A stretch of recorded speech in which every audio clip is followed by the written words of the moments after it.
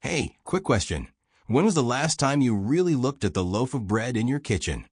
Really looked? Where it came from, what it's made of. You might be surprised to find out that soft, familiar bread could be made with wheat grown thousands of miles away. Not in the Midwest, not even in the US. Nope.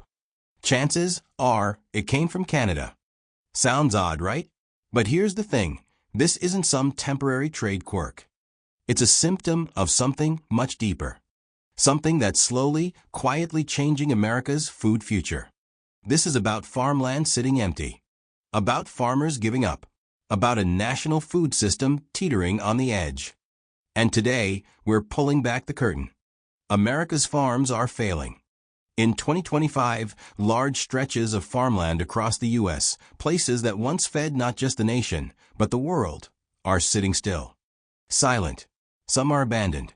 Others were literally set on fire to cut losses. And no, this isn't a drought story. This is financial collapse. American farmers are walking away, forced off their land by debt, rising input costs, and an economy that doesn't care if your crop was good, because prices still don't match expenses.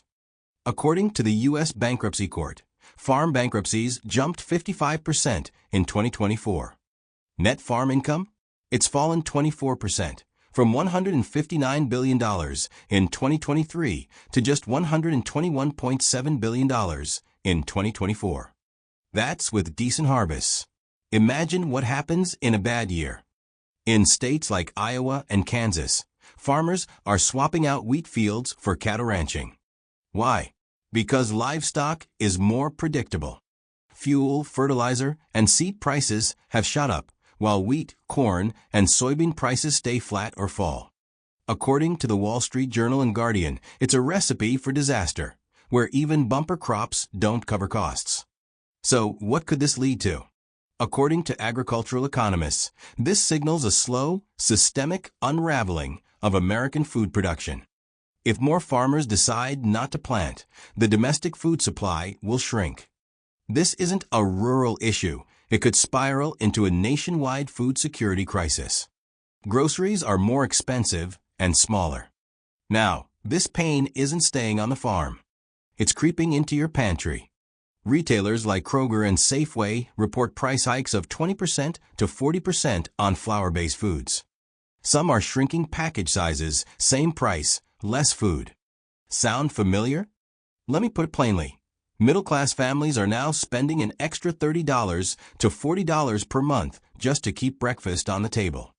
A box of cereal isn't just cereal anymore, it's a budget decision. And behind every empty shelf or price hike is a farm that didn't plant. No seeds in the ground means no harvest. No harvest? No food. It's that simple. Where could this go? Experts say it could force the U.S. to rely even more on imports, not by choice, but necessity. That makes us vulnerable to external shocks, price manipulation, and foreign supply chain disruptions. Canada quietly took over. Here's where the story takes a twist. While America's wheat fields go silent, Canada's are booming. Manitoba, Saskatchewan, they're running at full throttle. Freight trains packed with grain are heading south to stock U.S. shelves. Yes, the same Canada that America once slapped with 25% tariffs. Canada didn't argue. They adapted. They signed long-term deals with U.S. manufacturers, ensuring a steady flow of wheat. Pasta companies, bakeries, even fast food chains are now using Canadian wheat, not because it's cheaper, but because it's available. Spring wheat acreage in the U.S. fell to just 9.4 million acres, the lowest since 1970. Major producers like Kansas and North Dakota report double-digit output drops. Meanwhile, Canadian grain moves like clockwork. Their government-supported farmers helped with labor gaps and invested in transportation. What does this mean? According to trade analysts, it signals a long-term shift in agricultural power. The U.S. has gone from being the world breadbasket to a customer, and a vulnerable one at that. Working-class families can't afford breakfast.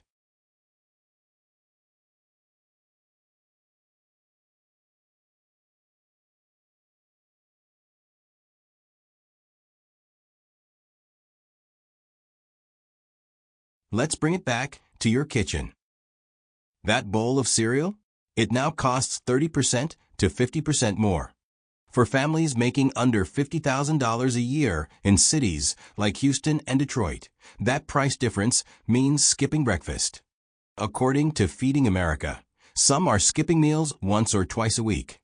Not because they want to, because they have to. Small diners and cafes that cater to working folks, students, construction crews, truckers, are either raising prices or shrinking portions. A simple sandwich now costs $1 to $2 more. Clinics in places like Florida and Texas are reporting more ER visits related to poor nutrition, blood pressure issues, dehydration, digestive flare-ups. Kids show up to school hungry. Adults show up to work exhausted. Productivity tanks. Rand Corporation estimates 3–5% drops in worker productivity due to poor diet. That hits not just individuals, but the economy. Where does this go next? Health economists warn that rising food insecurity could lead to long-term increases in chronic illness, healthcare costs, and reduced workforce performance, all of which could slow economic growth. Grocery shopping feels like a gamble. For many, grocery shopping has gone from grab what we need to what can we afford. People are no longer picking local or domestic foods out of pride. They're grabbing imports because that's what's left. And sometimes what's cheapest. Imported bread, foreign flour, even cereal made with Canadian grain. And here's the frustrating part many working-class folks are asking. Why didn't our system protect American-grown food? The answer? Outdated policies, late subsidies, and trade decisions that backfired. The U.S. now has just 1.88 million farms left, the lowest number in over 100 years. The USDA reports a 6% annual increase in agricultural imports since 2014.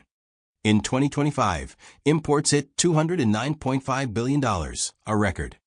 What could this lead to? According to supply chain analysts, this growing dependency could erode national food sovereignty. The U.S. may lose not just control over what we eat, but how much we pay and when we get it. We're losing our farming identity. Once, farming was a legacy, a pride, something passed down across generations. Now it's a burden. Fertilizer, diesel, seeds all have surged in price. Meanwhile, subsidies are late, inefficient, or tangled in red tape. The St. Louis Fed expects farm profits to drop another 15% in 2025. For many, farming doesn't pay the bills anymore. Some switch to other jobs. Others sell out. And those family-run operations, the heartbeat of rural America, slowly vanish. Empty barns, rusted tractors, dusty fields. What happens next? According to cultural economists, this isn't just an agricultural loss. It's an identity crisis. When farming becomes unsustainable, rural communities fade. And with them goes the fabric of national resilience and food independence. Canada did something simple. It listened. Let's talk strategy. Canada faced many of the same pressures: tariffs, climate issues, market volatility. But they responded differently. The Canadian government stepped in with $6.5 billion Canadian dollars in direct support, $1 billion earmarked for agri-food. They also reformed seasonal worker programs, helped fill labor gaps, and invested in rail networks and ports. Canadian farmers didn't just grow more. They exported better. While the U.S. struggled with logistics and bureaucracy, Canada streamlined. According to trade experts, Canada's national coordination gave its farmers a huge edge. Meanwhile, U.S. farmers were left fighting a system designed decades ago for a market that no longer exists. The result? Canada now feeds America. Quietly, efficiently, and increasingly by necessity. The cruel irony of tariffs. Remember those 25% tariffs? They were meant to protect American agriculture. Instead, they pushed U.S. farmers deeper into crisis and gave Canada room to rise. According to the USDA, wheat imports will rise another 8% in the 2024-2025 season, reaching 150 million bushels. That's not a temporary bump. That's a new normal.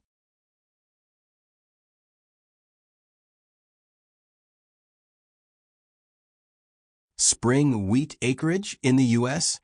Lowest since 1970. What could this mean long-term? If imports become a necessity instead of a supplement, the U.S. risks losing not just control over food, but the ability to respond to global disruptions. Imagine if Canada has a drought, or a political dispute cuts exports. What then? Final thoughts. So where does that leave us? You still have bread on your shelf, but it's not from Kansas or Nebraska anymore. It's from Canada. The packaging hasn't changed, but the supply chain has. This isn't just about breakfast. It's about control, about pride, about knowing that when you sit down to eat, your country has your back. That your food didn't cross a border because the local farm went broke. We're not just losing wheat. We're losing something deeper: confidence, self-reliance, and the very idea that a nation can feed itself. So here's my question to you. If we've already lost the ability to grow our own bread, what might we lose next? Let me know what you think in the comments. And if this sparked something in you, hit that like button, subscribe, and turn on notifications. We've got more to talk about next time. Thanks for watching.